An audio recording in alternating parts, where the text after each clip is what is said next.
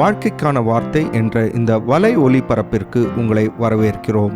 இது ஆதியாகமம் முதல் வெளிப்படுத்துதல் வரை முழு வேதாகமத்தையும் உள்ளடக்கிய ஒரு தினசரி தியானமாகும். யோசுவா 4ஆம் அதிகாரத்தில் ஆண்டவர் இஸ்ரவேல் ஜனங்களை யோர்தான் நதியிலிருந்து கற்களை எடுத்து கொண்டு வந்து அவைகளை ஞாபக கற்களாக வைத்து கொள்ளும்படியாக சொல்லுகின்றார். ஜனங்கள் எல்லாரும் யோர்தானை கடந்து தீர்ந்தபோது கர்த்தர் யோசுவாவை நோக்கி, நீங்கள் ஒவ்வொரு கோத்திரத்துக்கு ஒவ்வொருவராக 12 பேரை தெரிந்து கொண்டு யோர்தானின் நடுவிலே ஆசாரியர்களின் கால்கள் நிலையாய் நின்ற இடத்தில் 12 கற்களை எடுத்து அவைகளை உங்களோட கூட அக்கறைக்கு கொண்டு போய் கில்கால் என்ற இடத்தில் வைக்கும்படியாக ஆண்டவர் சொல்லுகின்றார். இந்த கற்கள் வருங்கால இஸ்ரவேலின் பிள்ளைகளுக்கு ஒரு ஞாபகக்குறியாய் இருக்கும். அவர்கள் இஸ்ரவேலரின் தகப்பன்மார்களை பார்த்து கேள்வி கேட்கும்போது, கர்த்தருடைய உடன்படிக்கை பெட்டிக்கு முன்பாக யோர்தானின் தண்ணீர் பிரிந்து போனதினால் இவைகள் வைக்கப்பட்டிருக்கிறது என்று அவர்களுக்கு சொல்லலாம். கர்த்தருடைய உடன்படிக்கை பெட்டி யோர்தானை கடந்து போன போது யோர்தானின் தண்ணீர் பிரிந்து போயிற்று. ஆகையால் இந்த கற்கள் இஸ்ரவேலின் புத்திரருக்கு என்றென்றைக்கும் நினைப்பூட்டும் அடையாளம் என்று ஆண்டவர் சொன்னார். பாருங்கள், யோசுவாவின் புஸ்தகத்தில் இன்னும் 6 முறை இப்படியாக கற்கள் ஞாபகக்குறியாக வைக்கப்படுகின்றதை நாம் பார்க்கின்றோம்.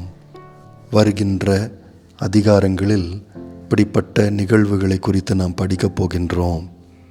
அதாவது கற்கள் வருங்கால சந்ததியாருக்கு ஆண்டவர் எப்படியாக உதவி செய்தார் என்று ஞாபகப்படுத்தும் குறிகளாக பயன்படுத்தப்படுகின்றது. இந்த பகுதியில் யோர்தானின் கற்கள் ஆண்டவருடைய உடன்படிக்கை பெட்டியை ஞாபகப்படுத்துகின்றது. ஆண்டவருடைய உடன்படிக்கை பெட்டி என்றால் ஆண்டவருடைய பிரசன்னம். ஆண்டவருடைய பிரசன்னம் இருந்தபோது யோர்தானால் மேற்கொண்டு வர முடியவில்லை என்பதை இஸ்ரவேல் ஜனங்கள் ஞாபகப்படுத்தி கொள்ள வேண்டும். ஆண்டவருடைய பிரசன்னம் அவள் முன்பாக கடந்து சென்றபோது யோர்தான் பிளந்தது என்பதை அவர்கள் ஞாபகப்படுத்தி கொள்ள வேண்டும். நண்பர்களே, விசுவாசிகள் இன்றைக்கு கடினமான நேரங்கள் வழியாய் கடந்து செல்லும் போது சோர்ந்து போக முடியும். ஆண்டவர் கைவிட்டதாக யோசிக்க முடியும். தங்களுடைய வருங்காலத்தை குறித்து நம்பிக்கை இழந்து போக முடியும். கடினமான சூழ்நிலைகள் சில நேரத்தில் தனிமை உணர செய்யும். ஆண்டவரும் இப்பொழுது கூட இல்லை என்பது போல ஒரு உணர்வை கொடுத்து விசுவாசத்தில் பலவீனம் அடைய செய்ய முடியும். ஆனால் விசுவாசிகளோ தங்களுடைய கடந்த காலங்களில் எப்படியாக ஆண்டவருடைய சமூகம் அவர்களோடு கூட இருந்து அவர்களை கடினமான பாதைகளின் மத்தியிலும் நடத்தினது என்பதை அடிக்கடி ஞாபகம் வைத்துக் கொள்வது நல்லது. இப்பொழுதும் ஆண்டவர் நம்மோடு கூட இல்லையோ என்று தோன்றுகின்ற அந்த நேரத்தில், அப்படிப்பட்ட முந்திய காலத்தில் ஆண்டவர் செய்த காரியங்களின் நினைவுகள் இப்பொழுது விசுவாசிகளை உற்சாகப்படுத்தும். ஆகவேதான் இப்படிப்பட்ட கடந்த காலத்தின் நினைவுகள் மிக முக்கியமானவைகள்.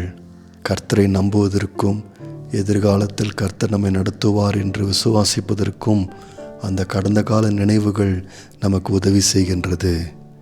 ஆகவேதான் அநேக விசுவாசிகள் கர்த்தர் தங்களுக்கு செய்த நன்மைகளை ஒரு புஸ்தகத்தில் எழுதி வைக்கின்றார்கள். எப்பொழுதெல்லாம் கர்த்தருடைய கிருபையை அவர்கள் கண்டார்களோ அவைகளை ஒரு ஞாபக புஸ்தகத்தில் எழுதி வைத்து கொள்ளுகின்றார்கள். நண்பர்களே, நம்முடைய வாழ்க்கையிலும் ஏதோ இதுவரை எந்த நன்மையும் நடைபெறவே இல்லை என்று சில நேரங்களில் யோசிக்க முடியும். ஆனால் ஆண்டவர் செய்த நன்மையான காரியங்களின் நினைவுகள்தான் நம்மை எப்பொழுதும் கர்த்தரை துதிக்கின்ற ஒரு நிலைமையிலே வைத்திருக்கும். பிலிப்பியர் 4ஆம் அதிகாரம் 6ஆம் வசனத்தில் வாசிக்கின்றோம், நீங்கள் ஒன்றுக்கும் கவலைப்படாமல் எல்லாவற்றையும் குறித்து உங்கள் விண்ணப்பங்களை ஸ்தோத்திரத்தோடே கூடிய ஜெபத்தினாலும் வேண்டுதலினாலும் தேவனுக்கு தெரியப்படுத்துங்கள். நண்பர்களே, விசுவாசிகள் நன்றி அறிதலோடு கூட இருக்கும்போது, கர்த்தர் செய்த நன்மைகளை நினைத்து பார்க்கும்போது ஸ்தோத்திரத்தோடே கூட ஜெபித்து கர்த்தருக்கு வேண்டுதல் செய்கின்றார்கள். எப்பொழுதும் மனமகிழ்ச்சியாக இருக்கிறார்கள். எப்பொழுதும் தைரியம் கொண்டு அவர்கள் யோர்தானை கடக்கின்றார்கள். நேயர்களே, இந்நிகழ்ச்சியை கேட்டதற்காய் நன்றி. மீண்டும் ஒரு புதிய அத்தியாயத்துடன் வாழ்க்கைக்கான வார்த்தையில் நாளை சந்திப்போம்.